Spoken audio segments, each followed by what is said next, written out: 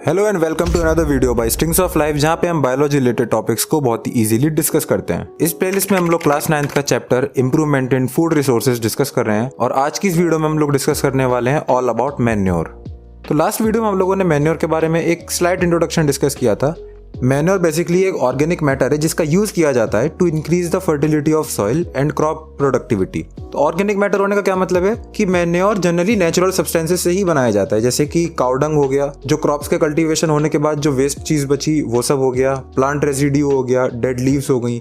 इन सारी चीजों को माइक्रोब्स या फिर माइक्रो ऑर्गेनिजम्स के एक्शन से डिकम्पोज करवा के मैन्योर की तैयारी की जाती है और फिर उसको सॉइल में अप्लाई कर दिया जाता है ताकि सॉइल की फर्टिलिटी इंक्रीज हो सके।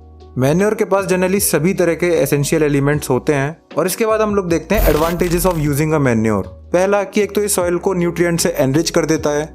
It provides a lot of organic material to the soil in the form of humus. Humus के फॉर्म में मैन्योर सॉइल को बहुत सारा ऑर्गेनिक मटेरियल और न्यूट्रिएंट्स प्रोवाइड करता है और इसी के साथ ये सॉइल का टेक्सचर भी चेंज कर देता है फॉर बेटर एरेशन, मतलब ताकि एयर का फ्लो सॉइल के अंदर अच्छे से हो सके। इस चीज का भी ध्यान रखता है मैन्योर। साथ ही साथ जब आप मैन्योर का यूज करते हो तो आप सॉइल के अंदर पाए जाने वाले बहुत सारे ऑर्गेनिजम्स को जो कि प्लांट की हेल्प करते हैं ग्रो करने में, जो कि क्रॉप प्रोडक्शन में हेल्प करते हैं फार्मर्स की, आप उनको फूड प्रोवाइड करते हो। मैन्योर सॉइल इरोजन को भी कंट्रोल करता है एंड आफ्टर ऑल बहुत लो कॉस्ट न्यूट्रिएंट सप्लीमेंट होता है सॉइल के लिए। It affects both Sandy and clayey soil. कैसे?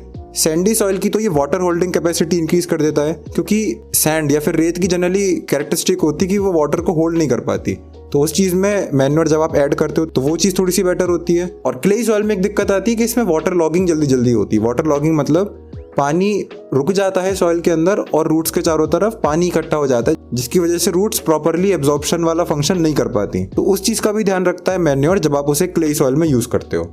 बट एडवांटेजेस के साथ साथ चीज़ों की डिसएडवांटेजेस भी होती हैं। तो मैन्योर की लिमिटेशन देख लेते हैं। एक तो ये बहुत ज़्यादा बल्की होता है और इसके अंदर लो कंटेंट ऑफ न्यूट्रिएंट्स होता है। मतलब मैन्योर के एक पर्टिकुलर अमाउंट में आपको जितना न्यूट्रिएंट मिलता है वो फर्टिलाइजर के कंपैरिजन में काफ़ी कम होता है। तो इसका मतलब आपको थोड़े से न्यूट्रिएंट को लेने के लिए भी काफ़ी ज़्यादा अमाउंट ऑफ मैन्योर यूज़ करना पड़ता है। और इसी वजह से एक चीज़ और है कि इतना बल्की होने की वजह से ये काफ़ी मुश्किल हो जाता है, काफ़ी डिफिकल्ट हो जाता है to handle and transport from one place to another. मतलब कॉस्ट ज़्यादा आ जाती है। ठीक है, बनने की कॉस्ट कम है लेकिन ट्रांसपोर्टेशन और हैंडलिंग कॉस्ट कंपैरेटिवली ज़्यादा आती है। फिर ये न्यूट्रिएंट स्पेसिफिक नहीं होता। मान लो आपकी क्रॉप को एक पर्टिकुलर न्यूट्रिएंट की डेफिशिएंसी है, तो उसके लिए आप मैन्योर से काम नहीं चला सकते, क्योंकि मैन्योर के अंदर सारे ही न्यूट्रिएंट जनरल मात्रा में पाए जाते हैं। ना कि ऐसा कि आपके मैन्योर में नाइट्रोजन बहुत ज़्यादा है या फिर फॉस्फोरस बहुत ज़्यादा है। ऐसा मैन्योर आप नहीं बना सकते कंप्लीटली नेचुरल तरीके से। ये बहुत स्लो वर्क करता है, मतलब इसके न्यूट्रिएंट्स जो होते हैं वो सॉइल में एब्जॉर्प्शन होने के लिए उनको काफ़ी ज़्यादा टाइम लगता है कंपेयर टू अदर थिंग्स जैसे फर्टिलाइजर्स। और एक और चीज़, नॉट फुली एफिशिएंट। मतलब मैन्योर जब आप यूज़ करते हो तो सॉइल की कंप्लीट फर्टिलिटी रिप्लेनिश नहीं हो पाती और कहीं ना कुछ कमी रह जाती है, क्योंकि एक तो मैन्योर न्यूट्रिएंट स्पेसिफिक नहीं होता। तो आपने तो मैन्योर डाल दिया बट लेट्स से कि एक पर्टिकुलर न्यूट्रिएंट उस मैन्योर में कम था और वो न्यूट्रिएंट सॉइल को नहीं मिल पाया सही से। ठीक है, तो ये हो गई कुछ limitations and advantages of using manure. इसके बाद आता है types of manure. Manure can be classified into 3 types: farm yard manure या फिर FYM, compost and third green manure. तो पहला आता है फार्म यार्ड मैन्योर। देखो, इसके नाम से समझ में आ रहा है मैन्योर है जो कि फार्म से ही रिलेटेड है। तो ये बहुत सारी चीजों का पार्शियली डिकम्पोज्ड मिक्सचर होता है। कौन कौन सी चीजें हो सकती हैं? एनिमल एक्सक्रीटा, मतलब उनका animal Dang and urine. Litre, जो कि जहाँ पे आप लोगों ने एनिमल को रखा हुआ है शेल्टर में, एक एग्रीकल्चरल फार्म में, वहाँ पे जितना भी बाकी कूड़ा कचरा होगा उस सब चीज़ को आप ले लोगे। ट्विग्स और लीफ जो कि प्लांट से टूट के गिर जाती हैं, और क्रॉप्स का जो वेस्ट बचता है, फॉडर होता है, इन सारी चीज़ों को आप इकट्ठा करते हो और इनके ऊपर बैक्टीरिया या फंजाई या फिर किसी भी और माइक्रो ऑर्गेनिज्म का एक्शन करवा के इनको डिकम्पोज करवा देते हो टू फॉर्म ह्यूमस। और आप उस ह्यूमस को सॉइल के अंदर ऐड कर देते हो to increase fertility, aeration and water holding capacity of the soil. Second आता है कॉम्पोस्ट। कॉम्पोस्ट भी कुछ FYM की तरह ही बनता है, बट इसमें चीजें फार्म से नहीं ली जाती। इसमें और भी आप बहुत सारी चीजें ले सकते हो। ठीक है, मतलब माइक्रो ऑर्गेनिज्म के एक्शन से ही कॉम्पोस्ट बनेगा या फिर किसी ऑर्गेनिज्म के एक्शन से चीजों को डिकम्पोज करके ही कॉम्पोस्ट मैन्योर बनता है। लेकिन चीजें थोड़ी सी अलग होती हैं। वहां पे फार्म का सामान यूज किया जा रहा था, जितना वेस्ट बच रहा था, यहाँ पे क्या क्या होगा? रॉटन vegetable matter, garbage, sewage and sludge. Sewage और स्लज का मतलब हो गया हमारे घरों की नालियों में से, ड्रेनेज सिस्टम में से जितना भी कूड़ा और गंदगी जाती है वो सब फिर लोकेलिटी के बड़े बड़े नालों में बह रहा होता है और उसको बोला जाता है सीवेज या स्लज। फिर एनिमल रिफ्यूज, मतलब एनिमल वेस्ट जितना हो गया, वीड्स, एक्स्ट्रा क्रॉप्स हो गई, स्ट्रॉ यानी कि भूसा, राइस हस्क, फॉरेस्ट लिटर जो जंगलों से कूड़ा आया, एटसेट्रा। इन सारी चीजों को आप डिग्रेड करवा के, इनको डिकम्पोज करवा के कंपोस्ट बनाते हो। So composting is a biological process in which micro organism damage organic matter for 3 to 6 months। और इसमें थोड़ा सा केमिकल फर्टिलाइजर्स भी स्प्रिंकल कर दिए जाते हैं to increase the nutrient value of manure. Composting में दो थोड़ी सी डायरेक्ट अप्रोचेस भी यूज की जाती हैं, जिसमें से एक हो गई सीवेज, सेकंड हो गया वर्मी कंपोस्ट। तो सीवेज जैसे कि मैंने भी बताया कि घरों में से जो कूड़ा कचरा निकलता है नालियों में, उन सबको सीवेज बोला जाता है। जैसे कि हमारा हाउस होल्ड वेस्ट हो गया, वो वाटर में मिक्स होकर जितनी भी गंदगी होती है वो सब सीवेज हो गया। तो इसमें दो पार्ट होते हैं, जो सॉलिड पार्ट होता है उसे तो बोला जाता है स्लज, और उसको हम लॉन्स में, फ्लावरिंग गार्डन्स में डायरेक्टली यूज किया जा सकता है। और जो लिक्विड पार्ट हो गया सीवेज, न्यूट्रिएंट रिच होता है काफी, तो आप इसको इरिगेशन वगैरह में इस लिक्विड को, जो कि हमारे लिए गंदा है, बट अगर आप इसे एक हद तक प्यूरिफाई कर देते हो तो फिर उसके अंदर न्यूट्रिएंट्स बचते हैं और आप इसको इरिगेशन और इन सारी चीजों में डायरेक्टली कल्टीवेशन में यूज कर सकते हो। सेकंड आता है वर्मी कंपोस्टिंग। वर्मी कंपोस्टिंग का क्या है कि आप वेस्ट मटेरियल, जैसे आपका किचन वेस्ट हो गया, हाउस होल्ड वेस्ट हो गया, डोमेस्टिक वेस्ट या फिर कुछ भी वेस्टेज हो गई, आप उस सारी चीज को डिकम्पोज करवाते हो, बट यहाँ पे आप अर्थवॉर्म की हेल्प लेते हो। तो उस प्रोसेस को बोला जाता है वर्मी कंपोस्टिंग। अर्थवॉर्म सॉइल की फर्टिलिटी बढ़ाने का काफी अच्छा काम करते हैं। Physically they are aerators, crushers and mixers. Aerators मतलब वो मिट्टी के अंदर एक जगह से दूसरी जगह जाते हैं तो सॉइल के अंदर के एयर स्पेसेस बढ़ते हैं। क्रशर्स मतलब सॉइल के पार्टिकल्स को क्रश करते हैं और मिक्स करते हैं आपस में। Chemically they decompose the organic waste, तो केमिकली भी बहुत फायदेमंद है। And biologically they stimulate the decomposition. Decomposition जो माइक्रो ऑर्गेनिजम्स को करनी है उसको स्टिमुलेट करने का काम करते हैं अर्थवॉर्म्स, ठीक है।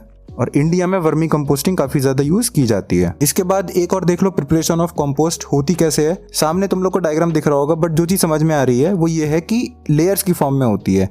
पहले आप एक गड्ढा खोदते हो एक पर्टिकुलर डायमेंशंस का, फिर उसके बाद में आप उसके अंदर कूड़ा डालते हो, जितनी भी आपको कंपोस्टिंग डिकम्पोज करवाना है वो डालते हो। उसके ऊपर आप उसको मॉइस्ट करते हो, वाटर डालते हो, चाहे वो सीवेज भी हो सकता है। फिर आप उसके ऊपर मिट्टी डालते हो, मिट्टी और थोड़ा सा पानी। फिर आप अगेन एक लेयर इंट्रोड्यूस करते हो, फिर आप दोबारा उसको सॉइल से कवर करते हो, और इस तरीके से आप उसको कुछ वीक्स या कुछ मंथ्स के लिए छोड़ देते हो जब तक वो डिकम्पोज होकर ह्यूमस बना ले, और फिर आप उसको यूज करने लग जाते हो। तो बेसिकली ये बहुत सिंपल सी प्रोसेस है कंपोस्ट की। इसमें first layer, second layer, third layer, अलग अलग लेयर्स में कंपोस्टिंग चल रही होती है। इसके बाद आता है ग्रीन मैन्योर। ग्रीन मैन्योर भी थर्ड तरीका है मैन्योर बनाने का। इसमें लेग्यूमिनस और नॉन लेग्यूमिनस प्लांट यूज होते हैं। लेग्यूम्स वो होती हैं जो नाइट्रोजन फिक्सेशन से ग्रो करती हैं, जैसे कि दालें लेग्यूमिनस प्लांट है, ठीक है, जितनी भी पल्सेस होती हैं। तो इसमें कुछ अलग टाइप के प्लांट यूज किए जाते हैं, जैसे बरसीम हो गया, इजिप्शियन क्लोवर, सन हेम्प हो गया, और क्लस्टर बीन्स या फिर ग्वार। ये सारी चीजें आती हैं ग्रीन मैन्योर बनाने के काम में, और ये सारी चीजें नाइट्रोजन रिच कंटेंट प्रोवाइड करती हैं। अब इसमें होता क्या है, जैसे आपको मेन क्रॉप ग्रो करनी है, ठीक है, जो कि कुछ मंथ्स में ग्रो होगी, जैसे 2-3 मंथ लेगी वो अपना प्रॉपरली, तो आप उससे पहले क्या करते हो, आप एक ऐसी क्रॉप इंट्रोड्यूस करते हो जो कि 6 से 8 वीक में, मतलब मेन क्रॉप से पहले ही काफी जल्दी ग्रो कर जाती है। तो आप ऐसी क्रॉप को मेन क्रॉप से पहले डालते हो, और जैसे ही वो ग्रो करने लगती है तो आप उसको प्लोइंग बैक कर देते हो। प्लोइंग का मतलब तुम्हें पता ही होगा, खेत जोतना, ठीक है। तो आप उसे प्लो बैक कर देते हो into the field at a tender stage, मतलब जब वो ग्रो कर ही रही होती है उसी टाइम उसको आप दोबारा से मिट्टी में मिला देते हो, उसकी फ्लावरिंग स्टेज में ही। और ये जो क्रॉप्स जो अभी अभी ग्रो हुई थी ये मिट्टी में दोबारा मिल जाती हैं, और ये 1 से 2 महीने तक वहीं पे रहती हैं। इतने टाइम में ये क्रॉप्स डिकम्पोज हो जाती है मिट्टी के अंदर, और ये ऑर्गेनिक मैटर प्रोवाइड करती हैं सॉइल को। तो मतलब ये सॉइल से ही ग्रो हुई थी, लेकिन ये बहुत नाइट्रोजन रिच है, तो इसका मतलब इन्होंने सॉइल के अंदर और मटेरियल ऐड कर दिया अपनी तरफ से, ठीक है। इस तरीके से काम चलता है। तो एक मेन क्रॉप से पहले आपने एक दूसरी क्रॉप ग्रो करी जो कि बहुत जल्दी ग्रो होती है। वो जैसे ही ग्रो होना स्टार्ट हुई, आपने फील्ड को प्लो कर दिया और वापस से उस क्रॉप को मिट्टी में मिला दिया, जिसकी वजह से उस क्रॉप ने सॉइल की फर्टिलिटी में और अपनी तरफ से ऐड कर दिया, ताकि मेन क्रॉप को और ज्यादा नाइट्रोजन वाले न्यूट्रिएंट्स मिल सकें। So this was all about manures. I hope आप लोगों को अच्छे से समझ में आया होगा। किसी को कोई डाउट हो तो मेरे से प्लीज पूछ लो। मिलता हूं मैं अपनी नेक्स्ट वीडियो में, जहां पे हम लोग फर्टिलाइजर्स डिस्कस करने वाले हैं, उसकी एडवांटेजेस, कौन कौन से फर्टिलाइजर्स होते हैं, उनको अप्लाई कैसे किया जा सकता है। सो तब तक के लिए take care, keep learning, and bye bye. See you in the next video.